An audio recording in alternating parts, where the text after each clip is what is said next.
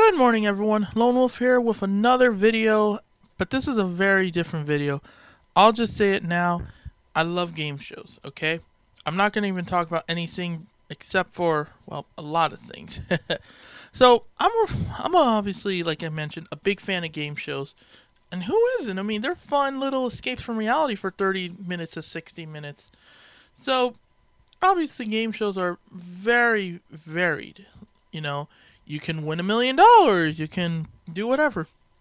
But these 5 game shows are just ones for me that I can easily sit down, get a bowl of popcorn, or just pull up on my phone, or not on my phone, on my YouTube mobile app, on the YouTube mobile app actually, and just watch an episode.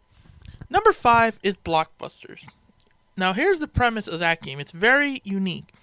First off, it was done in 1982, from 1980 to 1982. Had 372 episodes, so one episode for every day of the year, you know, including leap years. Hosted by Bill Cullen. So there was also an 85 episode run 5 years later, hosted by Bill Rafferty.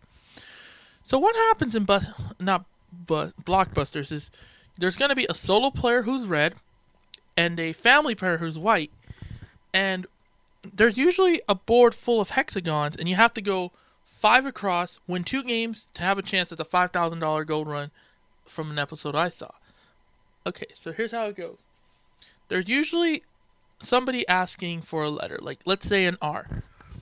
And then Bill gets a card, and he asks, what R is the name of a thief that steals cattle? And the answer to that is a rustler. Of course, you know, whoever, I think you can go vertically or horizontally. And yeah, I mean, that's about it for that. It's a very rare game show, but I kind of like it because, well, who doesn't like a rare game show? Or a very unique game show? Alright then, let's talk about something else, and that's number 4, Jeopardy! So why Jeopardy? Well, it's Alex Trebek. He's the only host that the show's ever known, and of course, if you've been reading the news, he's been battling cancer. And he's hoping to defeat it because he's got to be on the show for a couple more years. So of course it's pretty easy. It's a big board. It's a 6x6 board, so there's 36 as far as I'm concerned. And you know, it's got 6 categories. It's in Jeopardy, then in Double Jeopardy. If you're not in the white, obviously as part of the scoreboard, if you're not in the white at the end of Double Jeopardy, you're not going to Final Jeopardy. Of course, you know, everything's geared towards helping the players, but sometimes it hurts them too. As that one kid who, crap, I tripped over my words again, who accidentally spelled Emancipation Proclamation wrong. Jeez, I'm tripping over my words today. What the hell is wrong with me? Oh, well. Of course, you know, everyone knows that.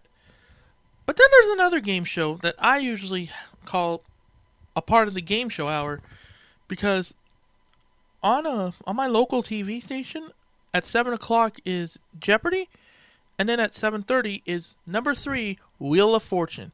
It's essentially Hangman, and I'm just going to put it simply. It's essentially Hangman with money on the line. So who doesn't like that? Oh well.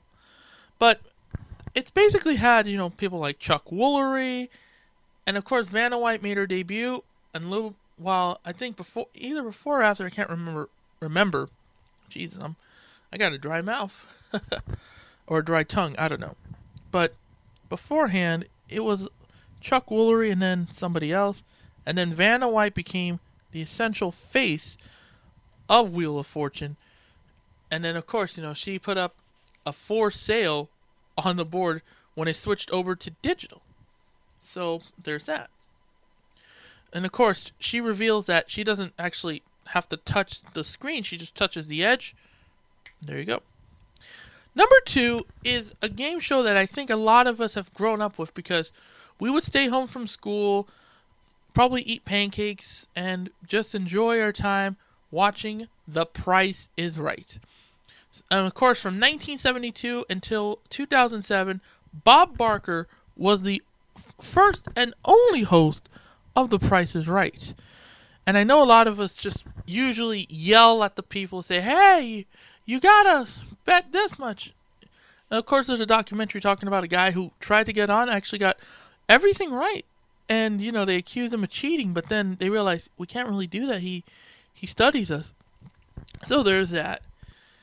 And I know a lot of people will say, yeah, he did cheat, or no, he didn't.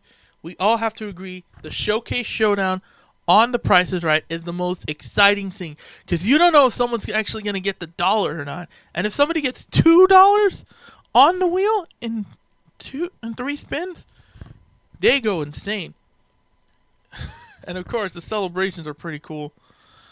God, I love that game show. And then, number 1, I think a lot of us 90s kids who watch this show who are probably hoping for a reboot one day, Supermarket Sweep. Supermarket Sweep. That's all I gotta say. It just conjures up images of a supermarket, and man alive, it is just amazing. So what happens is there are 3 pairs of people who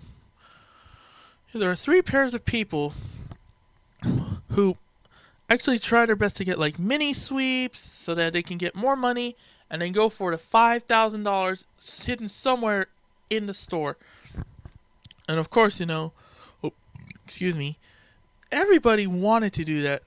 So David Rupert obviously had a little bit of fun with the show. And of course, well, long story short, it is just, you could have fun with the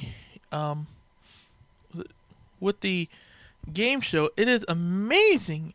And of course, if you ever get to the bonus round, you know what it is.